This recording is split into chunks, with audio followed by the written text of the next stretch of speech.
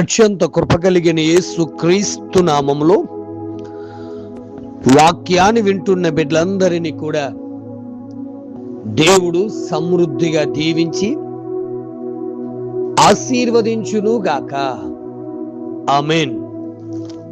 ప్రియ దేవుని బిడ్డలారా, అందరూ ఎలాగున్నారు? బాగున్నారు కదూ? ఉదయమే లేచి ప్రార్థన చేసుకున్నారా? పరిశుద్ధ గ్రంథాన్ని చదివి ధ్యానించారా? ప్రియ దేవుని బిడ్డలారా, ఏదో బలవంతంగా చదవడం కాదు, దేవుని వాక్యమును ఆసక్తితో చదవాలి. దేవుని పని చేయడంలో మనకు ఆసక్తి ఉండాలండి.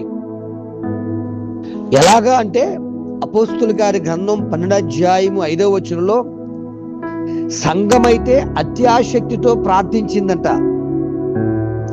కొంతమంది మందిరంలో ఉండి ప్రార్థించారు, కొంతమంది ఇంటి దగ్గర ఉండి ప్రార్థించారు. ఏదైనా సరే చెరసాల్లో ఉన్నటువంటి పేతురుని బయటకు తీసుకురావాలి అనే ఆలోచన వారికి అత్యాసక్తితో ప్రార్థించడం ద్వారా మరి చెరసాల్లో ఉన్నటువంటి పేతురు గారు మరి దేవుని దూత పేతురు గారిని తీసుకురావడం జరుగుతుంది. బిడ్డ, దేవుడి పని చేయడంలో అది ప్రార్థన చేయడం అవ్వడొచ్చు, లేక రోమీయులకు రాసిన పత్రిక 15:20 ప్రకారం దేవుని సువార్తను ప్రకటించడంలో అవ్వచ్చు, లేక రోమీయులకు రాసిన పత్రిక 10:1 ప్రకారము ఆత్మల పట్ల భారం కలిగి ఉండడంలో అనొచ్చు. బిడ్డ, ఈరోజు అటువంటి ఆసక్తి నీకుందా దేవుని పని చేయడంలో? మరి దేవుని పని ఎలా చేయాలి అనుకుంటావా?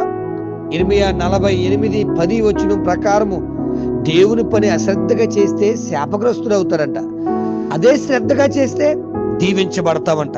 బిడ్డ, మరి ఈ ఉదయకాల సమయంలో నువ్వు ప్రార్థించినా, పరిచర్య చేస్తున్నా, ఒకవేళ వాక్యాన్ని బోధిస్తున్నా, ఏం చేస్తున్నా సరే శ్రద్ధగా చేయండి. 1 కొరింథీ 16:22 ప్రకారం ప్రేమతో చేయండి. శ్రద్ధగా చేయండి, ప్రేమతో చేయండి. మీ చేస్తున్నటువంటి ఆ పరిచర్యకు ఒక విలువ ఉంటుంది దయచేసి బిడ్డలారా. ఎందుకంటే ప్రభునందు ప్రయాస వ్యర్థం కాదు. నువ్వు చేస్తున్న ఈ ప్రయాస, నువ్వు చేస్తున్నటువంటి ఈ పని ద్వారా దేవుడు నీకు రెండంతల ఆశీర్వాదం ఇస్తాడండి. ఈ లోక ప్రయాసలన్నీ వ్యర్థమే. ప్రభువు దగ్గర చేసే ప్రతి ప్రయాసకు దేవుడు తగిన కాలమందు తగిన జీతం నీకు ఇవ్వడానికి ఆయన సిద్ధంగా ఉన్నాడు. చూసారా, అనేక మంది భక్తులు వారు ప్రార్థనలోను, వాక్య సందేశాల్లోను, దేవుని స్వార్థ విషయాల్లో తమ జీవితాలు పణంగా పెట్టుకోగలిగారు కాబట్టే దేవుడు వారి ద్వారా అద్భుతాలు జరిగించాడు. దేవుడు వారిని ఉన్నతమైన స్థితిలో పెట్టడం జరిగింది. మరి ఈ రోజున నీ జీవితాన్ని కూడా అలా వాడుకోవాలని ఆశపడుతున్నాడు.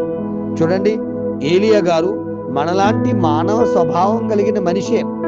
మరి వర్షింపకూడదని ఆసక్తితో ప్రార్థించినప్పుడంట, మరి ఒక సామాన్యమైన వ్యక్తి, ఒక మానవ మాత్రుడు ప్రార్థించినటువంటి ప్రార్థన ద్వారా, ఆసక్తితో ప్రార్థించిన ప్రార్థన ద్వారా అద్భుతాలు జరిగాయి.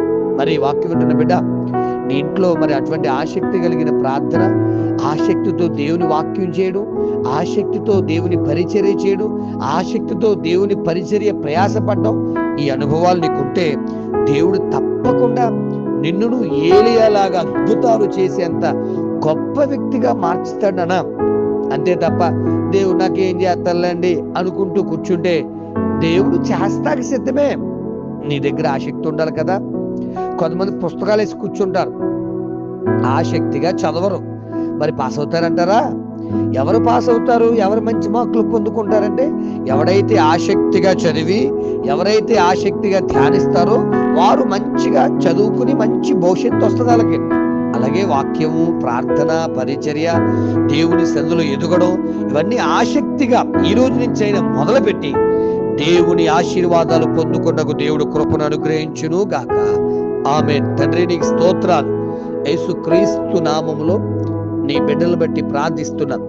ఈ రోజు నుంచి నీ బిడ్డలు ఆసక్తిగా ప్రార్థిస్తూ, ఆసక్తిగా నీ పరిచర్య చేస్తూ, ఆసక్తిగా నీ వాక్యాన్ని ధ్యానిస్తూ, ఆసక్తిగా నీ సువార్తను ప్రకటిస్తూ, ఆసక్తిగా శ్రద్ధ కలిగి నీ పనులను మందిరములో జరిగిస్తూ ఉండగా యేసు క్రీస్తు నామములో నీ బిడ్డలను మీరు దీవించండి, దర్శించండి, ఆశీర్వదించండి.